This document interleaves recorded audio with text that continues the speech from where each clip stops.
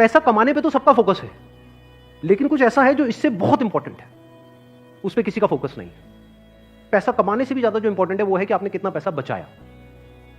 Important है या नहीं है लॉन्ग टर्म में? सपोजिंगली आपने 50,000 रुपए महीने का कमा तो लिया, लेकिन आपके खर्चे हैं 55,000 रुपए के, क्या करोगे? कितना आपने कमाया उससे ज्यादा इंपॉर्टेंट है आपने कितना बचाया। कितना बचाया इससे भी ज्यादा इंपॉर्टेंट है कि जो बचाया उसको किस तरीके से इन्वेस्ट किया। क्योंकि अगर आपको स्मार्टली इन्वेस्ट करना आता है और आप मान लो महीने का, तो बहुत बड़ी बात नहीं करता, 2-3 हज़ार रुपए भी इन्वेस्ट करते रहते हो, तो आने वाले 20 साल बाद 30 साल बाद पता है आपके अकाउंट में कितना पैसा हो सकता है। अगर स्मार्टली इन्वेस्ट करते हो तो करोड़ों रुपए हो सकते हैं। इन बातों को सीखना एक्चुअल में जरूरी है at as young of age as possible.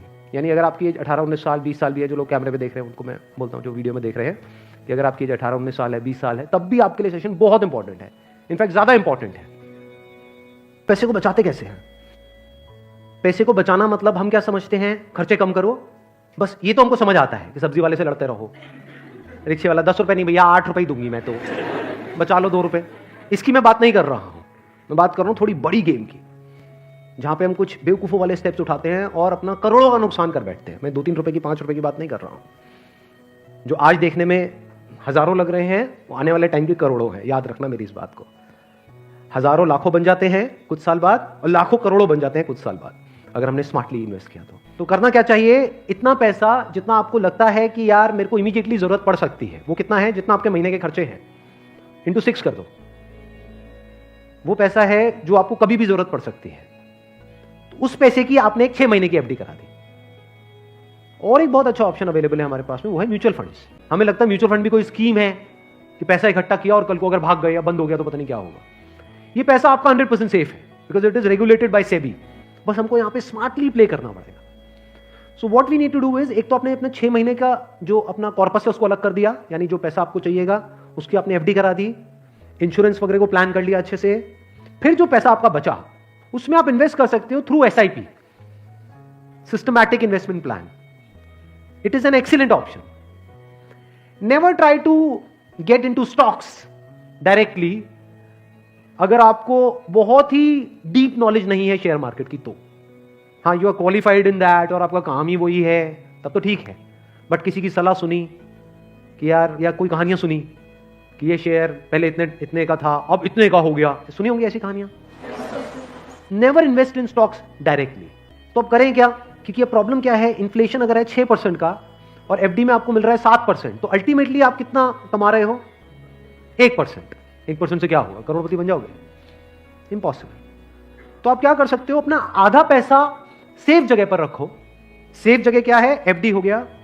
FD में भी एक और चीज है जो बहुत लोगों को नहीं पता है, वो क्या है कि ऐसे एक तो है बैंक में आप एफडी कराते हो, एक है कुछ कंपनीज है जो क्रिसिल से या इकरा से, ऐसे ये कुछ ऑर्गेनाइजेशंस हैं, वहां से AAA रेटेड है। AAA रेटेड का मतलब होता है highly secure, as secure as a bank. वहां पर अगर आप एफडी कराते हो तो आपको 9% तक का इंटरेस्ट मिल जाता है। ये जो सुनने में लगता है ना 7% और 9%, ये अभी छोटा लगता है, लेकिन आने वाले 20 साल बाद इसकी कितनी बड़ी अमाउंट होती है अगर आप कंपाउंडिंग को बीच में ले आओ, that you can't even think in the wildest of your dreams. Compounding कितने लोगों को पता है? बहुत कम को। देखो, कंपाउंडिंग मतलब होता है जो हमको इंटरेस्ट मिलता है हमारे पैसे पे, जहां भी हम इन्वेस्ट करते हैं उस इंटरेस्ट पे भी तो इंटरेस्ट मिलता है ना। मान लो आपने 100 रुपए इन्वेस्ट किया, 1 साल बाद 20% की रिटर्न आई, तो अगले साल 120 पे 20% मिलेगा। कितना हो गया? 144। उसके अगले साल 144 पे 20% मिलेगा, 100 पे नहीं मिलेगा। और जब इसको आप इस तरीके से देखते चले जाओगे तो ये फिगर देखने में छोटी लगेगी, शुरू छोटे से होएगी, शुरू होएगी 2-3 हजार 5,000 से, ये करोड़ों में पहुंचने में देर नहीं लगेगी। मतलब हर महीने का मैं एक कंजर्वेटिव भी पकड़ता हूं, अगर 2-3 हजार रुपए भी हम सेव करते हैं, उसको स्मार्टली इन्वेस्ट करते हैं, इतना सा सीख जाते हैं, तो बहुत बड़ा डिफरेंस आ जाएगा हमारी लाइफ में आने वाले कुछ साल बाद, ह्यूज डिफरेंस। तो आपको दिमाग ये लगाना है कि लॉन्ग टर्म में बेस्ट पॉसिबल ऑप्शंस क्या क्या अवेलेबल है। जैसे आप में से कितने हैं जो मैरिड हैं और जिनकी कोई डॉटर है, तो एक गवर्नमेंट की तरफ से एक स्कीम है सुकन्या योजना करके, सुना है इसके बारे में? That is an excellent investment option, government की तरफ से सब्सिडाइज्ड है वो। तो वहां पे आप एक्सपेक्ट कर सकते हो 9% की रिटर्न जो गवर्नमेंट की तरफ से मिल रही है आपको, और हर साल का आपके ऊपर है आपको कितना इन्वेस्ट करना है। हाईएस्ट लिमिट 1.5 लाख की है, बट आपके ऊपर है, किसी साल में आपने 10,000 कर दिया, कभी 20,000 कर दिया, ऐसे आप करते रहे over a period of next 15-20 years, उसके बाद में एक बहुत बड़ा कॉर्पस उसको मिलेगा अपने एजुकेशन के लिए या किसी भी चीज के लिए, फ्यूचर के लिए। इसको बोलते हैं स्मार्ट इन्वेस्टमेंट। पैसे से पैसा कैसे कमाना है, ये एक बहुत बड़ी आर्ट है, क्योंकि ये जिसको आती है और अगर उसकी कमाई कम भी है तब भी वो आने वाले 20-30 साल बाद बिल्कुल ऐसा जैसे कछुआ और खरगोश की कहानी, इमीडिएटली नहीं। मान लो कोई बंदा है 50,000 रुपए कमा रहा है लेकिन वो स्मार्टली इन्वेस्ट कर रहा है। दूसरी तरफ से कोई बंदा है जो 1 लाख रुपए महीने का कमा रहा है लेकिन ना तो ढंग से पैसा बचा रहा है ना समझदारी से इन्वेस्ट कर रहा है।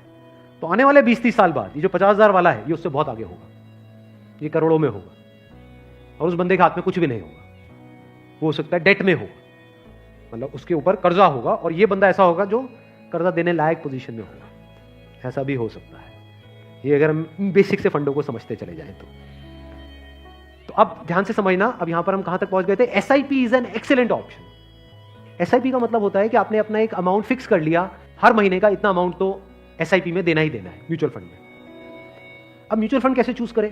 हजारों म्यूचुअल फंड है।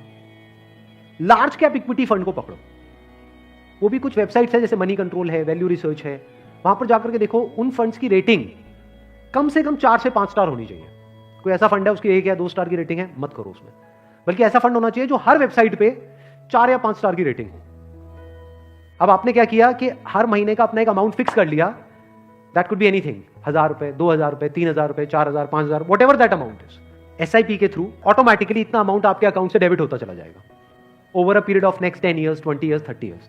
अभी स्मार्ट इन्वेस्टमेंट क्यों है? एक तरफ से मैं इंश्योरेंस के लिए मना कर रहा था, इसके लिए स्मार्ट क्यों है? क्योंकि यहां पे आपका पैसा नहीं कट रहा है, जो पैसा आप लगा रहे हो पूरा का पूरा इन्वेस्ट हो रहा है। इसमें भी 2 ऑप्शन है, एक आप ब्रोकर के थ्रू जा सकते हो, एक है डायरेक्ट जा सकते हो। तो वहां पे आपका 1% और बच जाएगा। मान लो टोटल 1.5% कटना था हर साल का, तो अब कितना कटेगा? सिर्फ आधा %। अभी 1% सुनने में छोटा लगता है, but over a period of 20-30 years ये लाखों रुपए का होता है। मतलब डिसीजन लेने में कुछ मिनट्स लगते हैं इन बातों को समझने में, लेकिन आने वाले टाइम में यही फर्क होगा कि आपके अकाउंट में लाखों है, करोड़ों है, क्या है। अच्छा, म्यूचुअल फंड क्यों और स्टॉक्स क्यों नहीं? क्योंकि स्टॉक्स में आप 1 या 2 या 4 में इन्वेस्ट कर रहे हो, म्यूचुअल फंड जो है वो डिवाइड कर देते हैं। वो मान लो 50 में उन्होंने इन्वेस्ट कर दिया, तो अब अगर उसमें से एक कंपनी बंद भी हो गई तब भी प्रोपोर्शनेटली जो आपने इन्वेस्टमेंट करी है उसमें उसका परसेंटेज क्या था? मान लो 2%, तो आपको 100 रुपए 98 रह गया, बस इतना ही हुआ। अब मार्केट में सबसे बड़ा डर लोगों को यह होता है जो म्यूचुअल फंड में नहीं इन्वेस्ट करते हैं कि कल को नीचे आ गया तो क्या होगा, क्योंकि नीचे आने की कोई लिमिट नहीं है। एफडी में यह है कि नीचे नहीं आएगा, इंटरेस्ट कम हो सकता है, नीचे नहीं आएगा। तो म्यूचुअल फंड में लोग नीचे आने के नाम से डरते हैं, ऊपर जाने में कोई डर नहीं है। अगर गारंटी मिल जाए कि भैया साल का इतना % तो आना ही आना है और आता ही रहेगा जिंदगी भर, तो कोई डर ही नहीं है, फिर तो सारे लगा देंगे। बट कोई गारंटी नहीं है ना, और नीचे भी जा सकता है। तो अगर कुछ ऐसा हो जाए कि अगर म्यूचुअल फंड नीचे भी जाए तब भी आपका फायदा हो जाए, तो प्रॉब्लम सॉल्व हो गई ना। ये मेरी अपनी स्ट्रैटेजी है, ये कोई किसी बुक में नहीं है या कोई थ्योरी नहीं है, ये मेरी अपनी स्ट्रैटेजी है, वो मैं आप लोगों के साथ में शेयर कर रहा हूं। आपको क्या करना है? मोटा मोटा स्टॉक मार्केट को ट्रैक करना है। हफ्ते में एक दिन देख लो कि अभी कितने पे चल रहा है। मान लो एक पीक है, पीक अभी मान लो 40,000 है, अभी मार्केट चल रहा है अराउंड कितना? 37 के अराउंड चल रहा है। तो मेरी स्ट्रैटेजी क्या है? जैसे ही मार्केट 20% से नीचे गिर जाए, कि मार्केट की ये पीक है, मान लो 40,000 है, अब मार्केट 30,000 पे आ गया है, तो आपने क्या किया? पहले इन्वेस्ट किया हुआ था एसआईपी में, लार्ज कैप्स में। आप इमीडिएटली जैसे ही मार्केट 30 पे आई, आप स्विच कर गए मिड कैप में, not even in small cap, mid cap. अब ऐसा क्यों किया? क्योंकि जब मार्केट 20% टूटेगा, सेंसेक्स का मतलब लार्ज कैप्स जो बड़ी कंपनीज हैं, जब मार्केट 20% टूटेगा, यानी बड़ी कंपनीज के जो शेयर्स हैं वो 20% से टूटेंगे, तो जो छोटी कंपनीज हैं उनके शेयर्स 50 से 60%, 70% तक टूट जाएंगे। तो जब वो 60% टूटा तो 100 की चीज आपको कितने में मिल गई? 50 में या 40 में। तो जब मार्केट नीचे भी गया तो आपका फायदा हो रहा है। ये स्ट्रैटेजी समझ आ गई? वापस से जैसे ही मार्केट जो भी लास्ट उसकी पीक थी, मान लो 40,000, उससे 20% ऊपर गया, तो मिड कैप से आप स्विच कर गए वापस से लार्ज कैप में। ये स्ट्रैटेजी जो है ये मैंने सीखी है वॉरेन बफे से। उनका जो बेसिक सा फंडा है, मतलब अगर एक लाइन के अंदर बोला जाए, वो क्या है कि जब मार्केट बहुत ज्यादा ग्रीडी हो तो डरो, और जब मार्केट डरा हुआ है तो ग्रीडी हो जाओ। बेसिक सा फंडा है। मतलब जब सब डरे हुए हैं तो थोड़े से लालची हो जाओ, और जब सब लालची हो रहे हैं, मतलब मार्केट ऊपर भाग रहा है, तो डरने लग जाओ। तो लार्ज कैप में डर कम है, मिड कैप में डर ज्यादा है। तो जैसे मार्केट नीचे जाएगा, मिड कैप को सब छोड़ देंगे, उस वक्त आप उसको पकड़ लोगे।